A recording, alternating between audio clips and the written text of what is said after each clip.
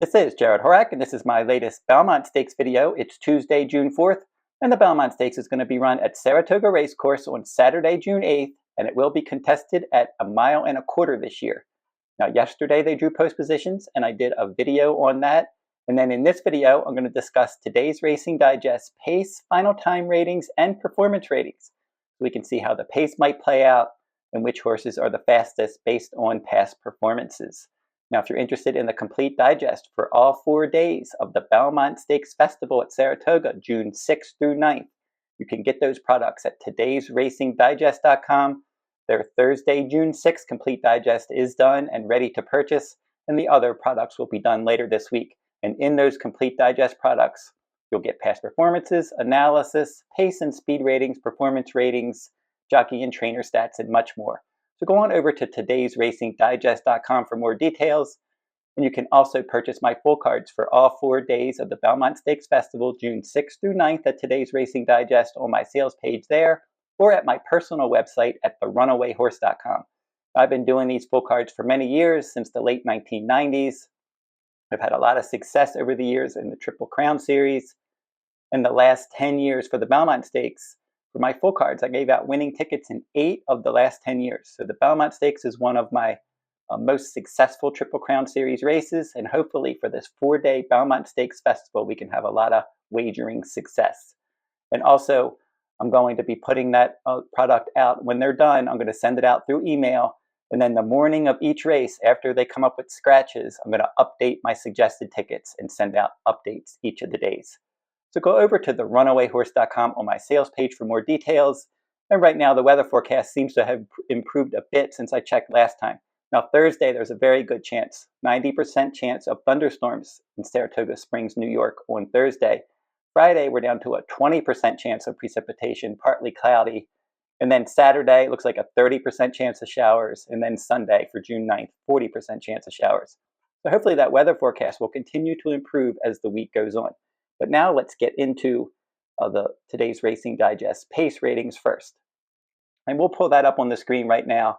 And for the pace ratings, it looks like based on post positions as well, and I discussed this a little bit in my last video when I talked about the post positions, that Seize the Gray is probably going to go to the front from the inside post. Now, in that Pat Day mile that he ran on the Kentucky Derby undercard, he got a 170 Today's Racing Digest pace rating. So that's the best in the field. And then in the Preakness Stakes, he did go wire to wire. So based on that Pat Day mile pace rating and then his Preakness wire to wire win and then drawing post 1, it looks like Seize the Gray should try to go out to the lead from the inside post. Now, Dornoch has a 164 pace rating from the Bluegrass Stakes. And then in the Kentucky Derby, he wasn't able to get involved at all in that race. He likes to be up on the pace, and then the pace was quick, and the horses that were up on the pace in the Derby didn't do well anyway. But going back and looking at a lot of his races, he likes to be forwardly placed. He's got post 6, and I think with the second best pace rating, Seize the Gray goes to the lead most likely. Dornoch will press him from post 6. Now, Mystik Dan has the next best pace rating, but we have a clustered group of a few horses that have similar pace ratings. Mystik Dan got a 155 in the Kentucky Derby, and he's one that likes to stalk the pace, and he stalked the pace in the Preakness Stakes as well. So he has post 3, he's got some tactical speed, and I would expect that he's going to be stalking the pace somewhere in that next group of 3 or 4 horses behind Seize the Gray and Dornoch. Now, the Wine Steward got a 155 pace rating in the Peter Pan. He likes to chase the pace. He has post 4. Look for him to be forwardly placed. Mindframe, from his maiden special weight race at 7 furlongs in his debut, he got a 153 pace rating. He has post 10 here. Irad Ortiz Jr. most likely going to try to get him into a nice stalking spot, well, out in the clear from the outside post. So he can watch the pace develop towards his inside and then just pick a spot behind those front runners and try to stalk the pace and pounce around the far turn. Now, Resilience is one that could be forwardly placed as well. He got a 152 pace rating in the Wood Memorial from post 1. He stalked the pace that day in 3rd. And then in the Kentucky Derby, he got a 155 pace rating. He was out in post 18 that day, and he made a menacing wide move around the far turn, and then he weakened late. He's got post 2 this time, so he's inside of Mystik Dan. He has similar pace ratings, so I wouldn't be surprised if Resilience is able to get into that 3rd spot. But it's going to be a battle Behind Seize the Gray and Dornoch, look for a clustered group. They're going to be working out position. Mystik Dan, the Wine Steward, Mindframe, Resilience. And then you have Antiquarian right behind them with a 150 pace rating in the Peter Pan Stakes. He's got post 5. He's one that likes to stalk the pace as well.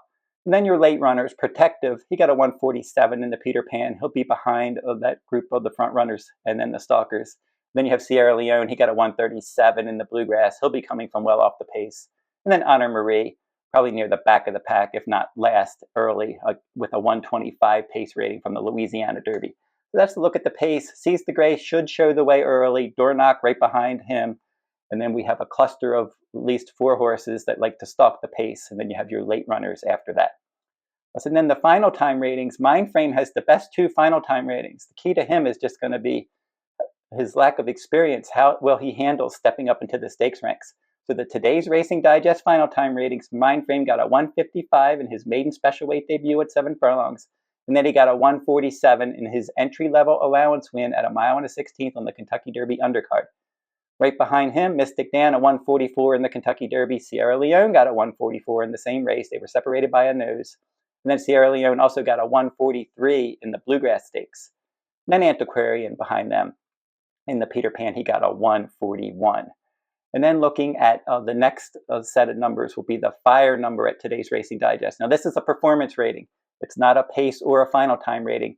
This one is based on the speed of the horse throughout the race. So looking at his overall speed throughout a race, again, Mindframe shows the way. He get a 102 in his maiden special weight win in his debut at 7 furlongs, and he got a 100 in his allowance, one other than victory, at a mile and a 16th second time out. And then Sierra Leone right behind him, a 98 in the Bluegrass and a 96 in the Risen Star. And then Mystik Dan got a 95 in the Derby. Sierra Leone did as well. So looking at those fire numbers, Mindframe, Sierra Leone, Mystik Dan, the fastest horses. And then finally, the comprehensive performance rating for Today's Racing Digest. The higher the number, the better, just like the other ratings. And this rating for Today's Racing Digest takes into account early pace and then the final time as well. And again, we see Mindframe showing the way.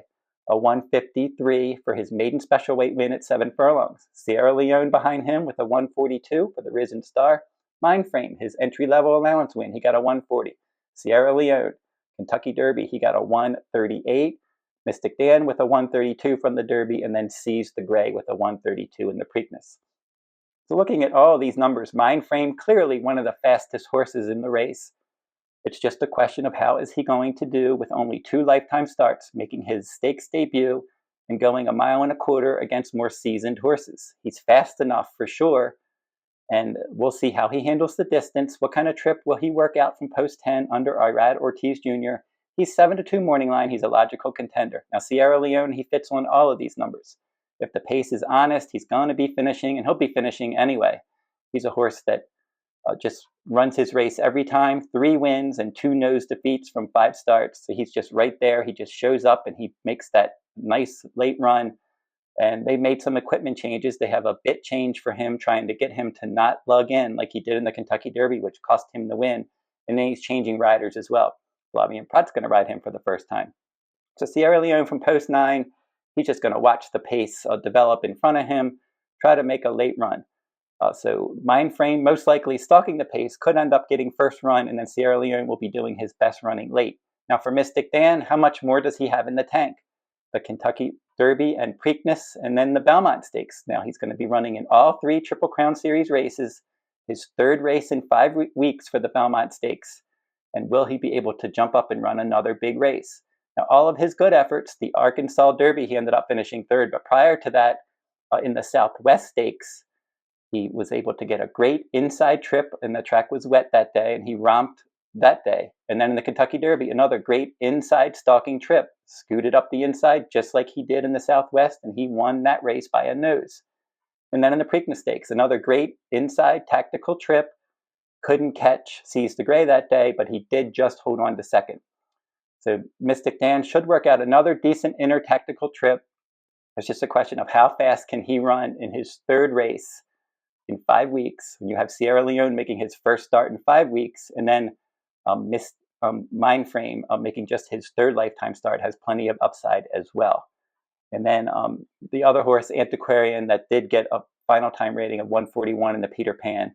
He's the Antiquarian is Mindframe's stablemate, and he's one that does have at least some stalking speed. So I think that a horse like Antiquarian could end up maybe hitting the board in here. I'm not sure if he's quite good enough to win. But this really comes down to, you have horses, obviously the Kentucky Derby winner and the Preakness winner in this race. You have Mystik Dan, who won the Derby, and then you have Seize the Grey, who won the Preakness. They're going to square off in this Belmont Stakes. But they've both run a lot of races. For Seize the Grey, this is his 6th start of the year, 3rd start in 5 weeks. Same with Mystik Dan, his 3rd start in 5 weeks. And you have fresher horses like Leone. Antiquarian is getting better. And you have Mindframe, and you're just not quite sure what he's going to do. So that's a look at the pace, the final time ratings, and the performance ratings for today's Racing Digest for all of the Belmont Stakes contenders. So don't forget to like, subscribe, and comment if you like this horse racing content. Keep checking my YouTube channel. All week I'm going to have another Belmont Stakes video that I'm going to post each day. And I'm going to keep a close eye on the weather, and if it looks like it's going to be a wet track for Belmont Stakes Day, I'm going to be doing a wet track video, and we'll discuss all of the horses who have decent wet track form. Some of them we already know. Mystik Dan, he won the Southwest on a wet track, and then he was 2nd in the Preakness on a wet track. Seize the Grey, he wired the field on a wet, speed-favoring track at Pimlico in the Preakness Stakes. Sierra Leone, 2nd by a nose on a wet track in the Remsen, and then he won the Risen Star Stakes on a wet track. So we have some of the top contenders in this race with proven wet track form. And then Dornoch is another one. He won the Remsen, defeating Sierra Leone by a nose on a wet track, and he has speed, so he'll be forwardly placed. So look at all of those horses. They have decent wet track form, and we'll have to see how it plays out and what kind of wet track it is, if it's a speed-favoring wet track or not. But we'll see what the weather is later this week, and then we'll decide if we're going to do a wet track video or not. That will wrap up this video, and until I see you next time, good luck at the races.